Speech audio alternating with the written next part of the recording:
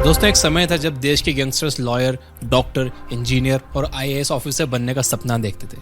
लेकिन आज की youngsters influencers, YouTube celebrity, founder और को फाउंडर बनने के सपने देख रहे हैं। और देखे भी क्यों ना भाई, अब देश में बिजनेस से रिलेटेड रियलिटी शोज भी टेलीकास्ट होने लगे हैं। इन सब ने देश में कुछ ऐसा माहौल बना दिया है मानो किसी स्टार्टअप का फाउंडर होना बॉलीवुड सेलिब्रिटी जैसा हो। पर क्या यह स्टार्टअप की चमक दमक भरी दुनिया वाकई उतनी रोशन है जैसे दिखती है, या फिर इस रोशनी के पीछे कोई डार्क साइड भी है? इसी टॉपिक पर आज हम बात करेंगे अरविंद अरोरा की book the dark side of startups के जरिए। अगर आप में से कोई भी स्टार्टअप करना चाहता है या फिर ऑलरेडी इस प्रोसेस में है, तो ये वीडियो बिना स्किप किए लास्ट तक जरूर देखना। इस वीडियो में आपको स्टार्टअप के वो सभी पहलू पता चलेंगे जिनसे शायद अभी तक आप अनजान थे। एक कामयाब यूट्यूबर अरविंद अरोरा बाकी फाउंडर्स की तरह अपने स्टार्टअप को बुलंदियों तक ले जाना चाहते थे, और उनकी इसी चाहत ने उनसे उनकी शोहरत, रातों की नींद, दिन का चैन, यहाँ तक कि उनका होने वाला बच्चा तक छीन लिया। अपने साथ हुए इस इंसिडेंट्स के बाद उन्होंने ये किताब लिखी ताकि देश के यंगस्टर तक स्टार्टअप के डार्क साइड पहुंचा सकें। जो उनके साथ हुआ वो और किसी के साथ ना हो। आखिर अपनी गलतियों से सीखना ही तो जिंदगी है। तो चलिए शुरू करते हैं और देखते हैं the dark side of startup.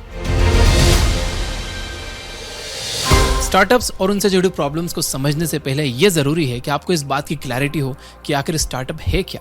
Startup यानी किसी भी नए आइडिया को as a business model use करना ताकि आप लोगों की कोई प्रॉब्लम भी सॉल्व कर पाएं और खुद प्रॉफिट भी बना पाएं। कोई नए कपड़ों की, किराने की, जूते चप्पल या दवाइयों की दुकान खोलना स्टार्टअप नहीं है। ना ही चाय, कॉफी या पानीपुरी का ठेला चलाना स्टार्टअप है। स्टार्टअप यानी कोई नया आइडिया जिसमें इनोवेशन हो और क्रिएटिविटी हो। अब आइए देखते हैं द प्रोसेस ऑफ स्टार्टअप। किसी भी स्टार्टअप की शुरुआत एक आइडिया से होती है। हम तो नुक्कड़ पर चाय पीते हुए दोस्तों से दिन के 4 आइडियाज डिस्कस कर लेते हैं, लेकिन भाई वो सभी आइडियाज स्टार्टअप नहीं बन सकते।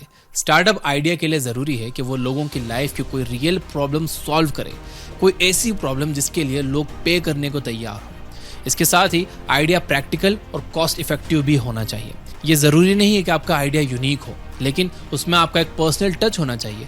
जैसे रेस्टोरेंट्स का आइडिया तो पुराना है, लेकिन उसमें कुछ नया करने के हजारों तरीके हैं, जैसे कि मैकडोनल्ड्स, केएफसी और पिज्जा हट इन सब ने किया। यह बहुत जरूरी है कि आप अपने आइडिया को एग्जीक्यूशन स्टेप में ले जाने से पहले उसे पूरी तरह से वैलिडेट कर लें, अपना मार्केट और कस्टमर आइडेंटिफाई कर लें, रेवेन्यू जनरेशन प्लान और बिजनेस मॉडल भी किसी एक्सपर्ट के साथ मिलकर तैयार कर लें। लास्ट और सबसे जरूरी बात कि अगला कदम बढ़ाने से पहले यह अश्योर कर लें कि आपके अंदर अपने आइडिया को हकीकत बनाने का पैशन है भी या नहीं, या बस यूं ही करे जा रहे हो लोगों को देख के। अब आता है एग्जीक्यूशन। अगर आपको यकीन हो गया है कि आपके आइडिया में दम है, तो अब बारी आती है असल में कुछ करने की, क्योंकि अभी तक तो सारी बातें हवा हवाई थी। इस स्टेप में आपको समझ आएगा कि आपके सामने और कौन कौन से नए चैलेंजेस आएंगे। सबसे पहले आपको प्रोडक्ट डेवलपमेंट के लिए फंड्स की जरूरत होगी। या तो आप खुद का फंड यूज कर सकते हो, जिसे बूट स्ट्रैपिंग कहते हैं, या फिर आप यहाँ पर भी अपने आइडिया के दम पर सीड फंड रेज कर सकते हो। ऐसे इन्वेस्टर्स जो किसी स्टार्टअप को उसके प्री रेवेन्यू स्टेज में फंडिंग देते हैं, उन्हें एंजल इन्वेस्टर्स कहते हैं। अब यहाँ पर गलती ये हो जाती है कि इस स्टेज में कंपनी की वैल्यूएशन काफी कम होती है और हमें फंड्स और गाइडेंस दोनों की जरूरत होती है। तो कई फाउंडर्स फंड्स या गाइडेंस के चक्कर में कंपनी के शेयर सस्ते दामों में बेच देते हैं। इसलिए इस समय अगर हो सके तो शुरुआत बूट स्ट्रैपिंग से ही करो। चलो, पैसों की जुगाड़ हो गई, अब आपका इनिशियल प्रोडक्ट भी बन जाएगा, तो बारी आती है इसकी टेस्टिंग की, ताकि आप अपने कस्टमर फीडबैक के जरिए फाइनल प्रोडक्ट तैयार कर सको जिसे आप मार्केट में लॉन्च करोगे। ये टाइम बहुत क्रूशियल होता है। यहाँ पर आपको जल्दी भी काम करना है और बारीकी से भी करना है। आप जितना जल्दी प्रोडक्ट मार्केट में लाओगे, उसकी कॉपी होने या सिमिलर प्रोडक्ट मार्केट में लॉन्च होने के चांसेस उतने कम होंगे, और जितना अच्छा प्रोडक्ट आप लेकर आओगे, मार्केट उसे उतनी तेजी से ही एक्सेप्ट करेगा। अब आता है रेवेन्यू जनरेशन।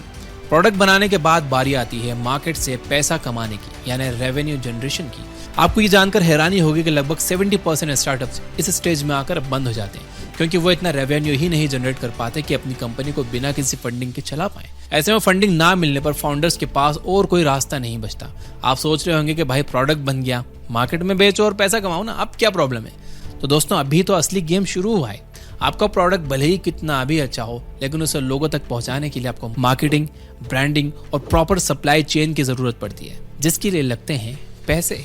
तो चलो मान लेते हैं कि फाउंडर्स इस स्टेज पर भी फंड्स की जुगाड़ करने में कामयाब हो जाते हैं, तो भी आगे सब ठीक रहेगा इसकी कोई गारंटी नहीं है। ये स्टेज एक दोराहे की जैसी होती है। यहाँ पर 2 रास्ते जाते हैं। या तो फाउंडर इस स्टेज में फंडिंग की मदद से अपने प्रोडक्ट पर फोकस करें, उसे बेस्ट बनाएं, मार्जिन कम करें, धीरे धीरे कंपनी को ग्रो करें, या फिर कंपनी की वैल्यूएशन बढ़ाने पर फोकस करें ताकि नेक्स्ट राउंड में ज्यादा फंडिंग उठा सकें। और यही है स्टार्टअप वर्ल्ड का एक और काला सच कि ज़्यादातर फाउंडर्स प्रॉफिट के बारे में सोचने की जगह वैल्यूएशन के बारे में सोचते हैं।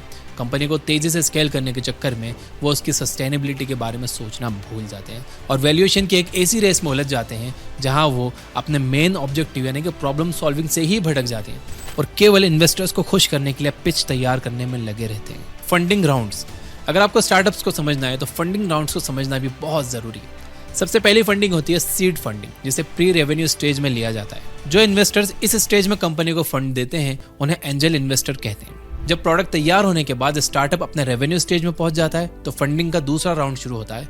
इस स्टेज में सुपर एंजल इन्वेस्टर इन्वेस्ट करते हैं। जब कंपनी अच्छा काम करने लग जाए, सेल्स और रेवेन्यू दिखने लगे, तो वीसी यानी वेंचर कैपिटल फंडिंग राउंड शुरू होते हैं और यहाँ से एक स्टार्टअप यूनिकॉर्न बनने की रेस में शामिल हो जाता है। फंडिंग उठाओ, कैश बंद करो, सेल्स बढ़ाओ, फिर वैल्यूएशन बढ़ेगी और अगली बार और बड़ी फंडिंग उठाओ। पर क्या इस साइकिल का अंत है?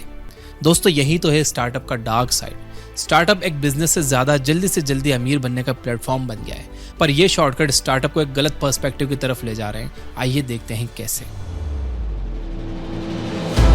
The exit strategy. स्टार्टअप की दुनिया में एक कामयाब फाउंडर वो नहीं है जो कंपनी के लिए फंडिंग लाए, उसे बड़ा करे, सस्टेनेबल बनाए, बल्कि एक कामयाब फाउंडर उसे कहा जाता है जिसने मोटे पैसे बनाकर सही समय पर कंपनी से एग्जिट ले लिया हो। ये एक बहुत हार्श रियलिटी है कि ज्यादातर फाउंडर्स आज यही कर रहे हैं। आमतौर पर 3 एग्जिट एंट्रीज अपनाई जाती है। पहली है आईपीओ यानी इनिशियल पब्लिक ऑफरिंग। जब वैल्यूएशन का गेम खेलते खेलते कंपनी $1 बिलियन यानी कि 100 करोड़ की वैल्यूएशन तक पहुंच जाती है तो वेंचर कैपिटलिस्ट की जुबान में उसे यूनिकॉर्न कंपनी कहते हैं। इस स्टेज पर पहुंचने के बाद ज्यादातर कंपनीज का गोल होता है शेयर मार्केट में लिस्ट होकर आईपीओ लाने का। फाउंडर्स अपने शेयर आम जनता को बेचकर अच्छे पैसे कमाते हैं और एग्जिट कर लेते हैं। लेकिन पिछले कुछ सालों में जिस तरह से स्टार्टअप्स के शेयर फ्लॉप हुए हैं, आम जनता का इंटरेस्ट भी इन शेयर्स में कम होता जा रहा है। तो आसान से लगने वाला ये एग्जिट प्लान भी मुश्किल होने वाला है। सेकंड है मर्जर या एक्विजिशन। ये भी काफी सेफ एग्जिट प्लान है। अक्सर आपने सुना होगा कि किसी बड़ी कंपनी ने अपने सेक्टर की छोटी कंपनी को खरीद लिया। जब फंडिंग मिलने में देर हो रही हो तो कई बार अच्छे ऑफर के लालच में फाउंडर बड़ी कंपनियों का अपना स्टार्टअप सेल आउट कर देते हैं और खुद अपने शेयर्स के प्रेजेंट वैल्यू के लेकर किसी नए स्टार्टअप में चल पड़ते हैं। इसे एक्विजिशन कहते हैं। जैसे अडानी ग्रुप ने एनडीटीवी और वॉलमार्ट ने फ्लिपकार्ट को एक्वायर किया। दूसरा तरीका है मर्जर का, जिसमें 2 स्टार्टअप कंपनीज म्यूचुअल बेनिफिट के लिए एक दूसरे से मर्ज हो जाते हैं। जैसे जोमेटो ब्लिंकिट हुआ, पीवीआर आइनॉक्स हुआ, वोडाफोन आइडिया हुआ। तीसरा एग्जिट तरीका है मैनेजमेंट बाय आउट। जब कई बार फाउंडर्स क्विट करना चाहते हैं तो कंपनी के एग्जिस्टिंग मैनेजमेंट टीम ही उसके शेयर्स और ओनरशिप राइट्स ले लेती। ऐसे में फाउंडर एग्जिट कर लेते हैं और मैनेजमेंट के मेंबर्स अपने म्यूचुअल कंसेंट से बोर्ड ऑफ डायरेक्टर बन जाते हैं, जैसे कि 2013 में डेल ने और हाल ही में आईसीआईसीआई बैंक ने किया। तो दोस्तों, आपने जो अभी तक देखा ये था किसी भी स्टार्टअप के काम करने का बेसिक प्रोसीजर। यहाँ तक देख रहे हो, ये इन्फॉर्मेशन काम की लगी है तो वीडियो को लाइक जरूर कर देना। अब बात करते हैं कड़वे सच की और इस बुक से मिलने वाले $1 मिलियन लेसन्स के बारे में। 8 लेसन्स देने वाला हूँ। पहला है the game of investor and investment. अगस्त 2023 की रिपोर्ट के हिसाब से देश में 110 यूनिकॉर्न स्टार्टअप्स हैं, जिनमें केवल 30 ही प्रॉफिटेबल हैं, यानी 50% से भी कम। और इनमें से भी केवल 10-15% ही हैं जो वाकई में कंसिडरेबल प्रॉफिट कमा रहे हैं, वरना ज्यादातर बस बॉर्डर लाइन प्रॉफिट है। तो एक सवाल यह आता है कि आखिर लॉस में जाने के बाद भी इन स्टार्टअप्स को फंडिंग कहाँ से मिल रही है? दरअसल ये फंडिंग का खेल कुछ ऐसा है जैसा बाबूराव ने कहा था ITUT, इसकी टोपी उसके सर। फंसता वह है जो आखिर में बचता है। देखिए, पहला इन्वेस्टर कम वैल्यूएशन पर कंपनी को फंड्स देकर शेयर ले लेता है। फिर जब कंपनी की वैल्यूएशन बढ़ती है तो वो अपने शेयर हाई वैल्यू पर अगले इन्वेस्टर को बेचकर निकल जाता है। अगला भी यही करता है। अब आखिर में जो इन्वेस्टर ज्यादा वैल्यूएशन पर शेयर्स खरीदता है वो फंसता है। तो फिर आता है रामबाण यानी कि IPO का ऑप्शन, और इस तरह से वो अपना लॉस पब्लिक के सर पर थोप कर निकल जाता है। Lesson number 2, investor founder relationship. Investor और फाउंडर का रिलेशनशिप आजकल के लड़का लड़कियों वाले जैसा रिलेशनशिप होता है। Block unblock, hate love. जब सब कुछ ठीक चल रहा हो तो दोनों एक दूसरे के लिए सपोर्ट पिलर्स होते हैं। इन्वेस्टर्स फाउंडर्स को बिजनेस बढ़ाने के लिए जरूरी फंड्स देता है और बदले में फाउंडर उसके इन्वेस्ट किए हुए पैसों की मार्केट वैल्यू बढ़ाता है। लेकिन प्रॉब्लम तब आती है जब हालात खराब हो। तब यही इन्वेस्टर फाउंडर्स पर सेल्स बढ़ाने का दबाव बनाने लगते हैं। यानी आपने स्टार्टअप तो इस सपने के साथ खड़ा किया था कि आप अपने बॉस खुद बनेंगे, और फिर इतनी मेहनत के बाद भी आपको वही टारगेट अचीव करने की रेस में दौड़ना पड़ रहा है। अब आपका बॉस आपका इन्वेस्टर बना हुआ है।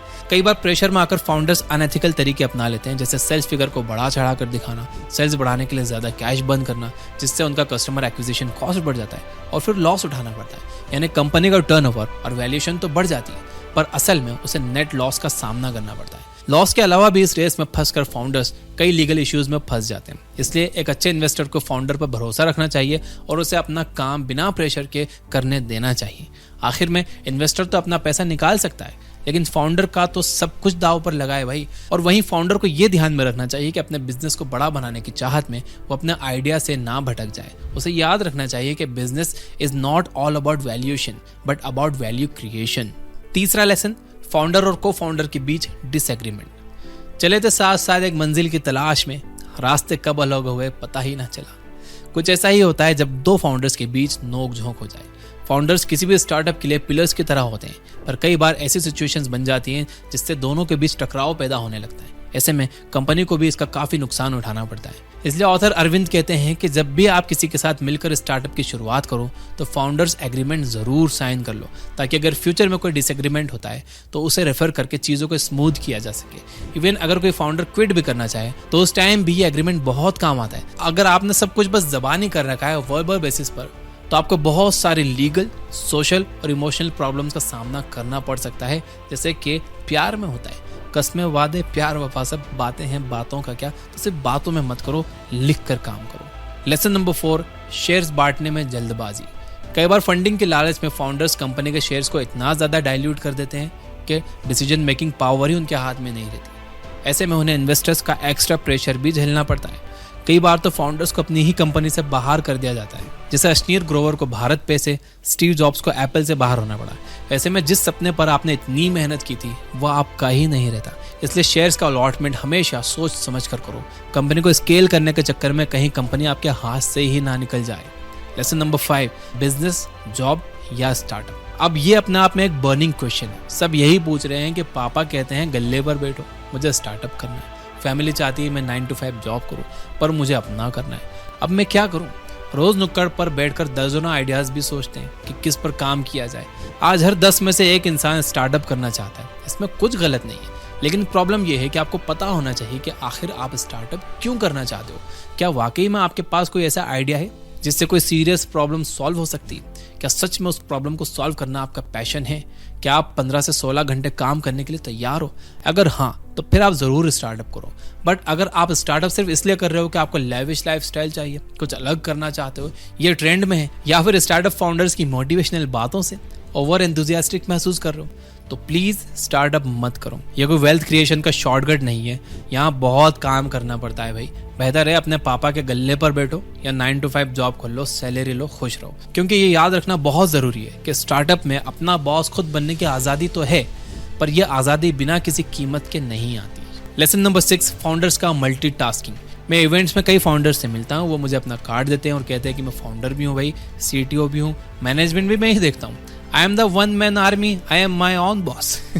अच्छी बात है, शुरुआती दिनों में फंड्स लिमिटेड होते हैं, स्टाफ रखना पॉसिबल नहीं, लेकिन आप चीजें आउटसोर्स तो करवा सकते हो। सब आप खुद ही करने बैठ जाओगे तो प्रोडक्ट पर कैसे काम करोगे?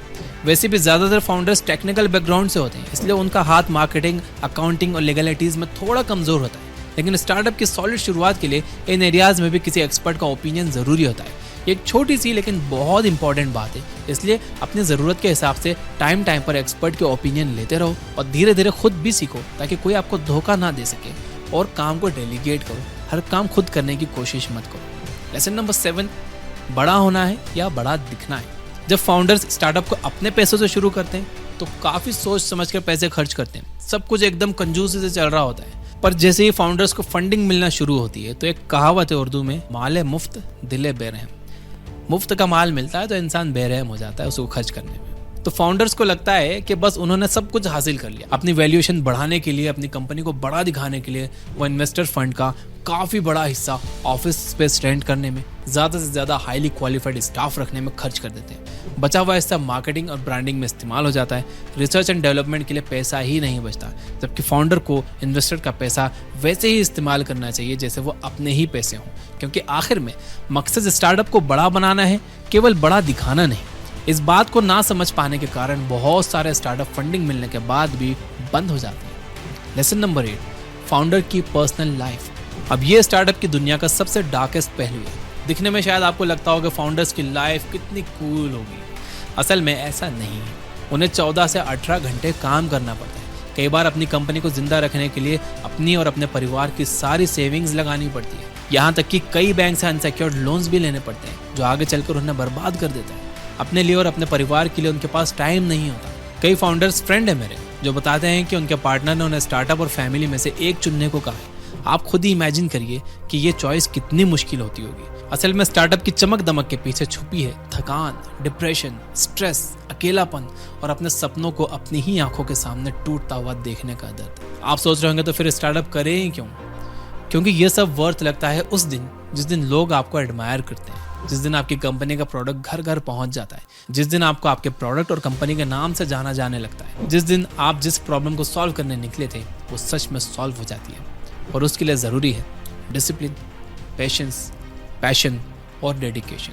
इस वीडियो का टेक अवे ये है कि अपने बिजनेस को बड़ा बनाने और यूनिकॉर्न बनाने की जल्दी में आप वैल्यूएशन के गेम में उलझ कर मत रह जाओ। आखिर स्टार्टअप भी है तो एक बिजनेस ही, जिसमें प्रॉफिट उतना ही ज़रूरी है जितना किसी और बिजनेस में। तो हमेशा प्रॉफिट के बारे में सोचो, वैल्यूएशन धीरे धीरे खुद ही बढ़ जाएगी। इसी बात को सच साबित करते हुए 2 स्टार्टअप्स ज़ोहो और ज़ीरोधा के बारे में अगर आप केस स्टडी चाहते हो तो कमेंट में यस ज़रूर लिखना। यहाँ तक देख रहे हो तो वीडियो को लाइक ज़रूर करना। इस किताब का लिंक मैंने डिस्क्रिप्शन में दे दिया, आप चाहो तो खरीद सकते हो। ये बुक ऐप डाउनलोड कर लो जहाँ पर आप 1000 से ज़्यादा बुक सुन सकते हो बिना किसी एक भी ऐड के। Finally, you guys are amazing. Keep reading, keep learning, keep growing. Thank you for watching.